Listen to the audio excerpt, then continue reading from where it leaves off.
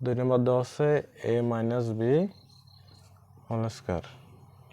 এখন a minus b whole square মানে কি আমরা বুঝবো, a মাইনাস b গুণন a মাইনাস b এর উপর বর্গ করা আছে, মানে ওইটার সাথে ওইটা গুণন অবস্থা আছে, তাই না?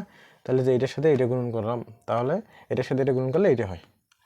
এখন দেখো এর সাথে a গুণ, এর সাথে a গুণন করলে কি হয়, a স্কয়ার। এর সাথে যদি আমরা b গুণন করি কি হয়, এর সামনে কিছু নাই মানে প্লাস আছে, এর সামনে কিছু নাই মানে প্লাস আছে, তাহলে এর সামনে কিছু নাই মানে প্লাস আছে। এখন এর সামনে আছে প্লাস, বির সামনে আছে মাইনাস, তাহলে প্লাসে মাইনাসে মাইনাস। এর সাথে যদি বি গুণন করে কি হয়, এ বি। এখন দেখো তাহলে আমরা এ দিয়ে এ গুণন করলাম, আবার এ দিয়ে বি গুণন করলাম। এখন আমাদের এই যে বি দিয়ে এ গুণ করা লাগবে এবং বি দিয়ে বি গুণ করা লাগবে, ঠিক আছে?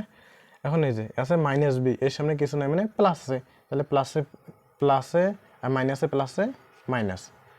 এর সাথে যদি আমরা বি গুণ করি কি হয়, A B. Minus B R minus B গুণ করলে কি হয়, মাইনাসে মাইনাসে প্লাস বি স্কোয়ার। তাহলে দেখো এখানে আছে a square minus a b একটা, মাইনাস এ বি একটা, তাহলে দুইটা মাইনাস এ বি, তাহলে minus 2ab plus b square. তাহলে a minus b whole square সমান সমান কি পেলাম, এ স্কোয়ার মাইনাস 2a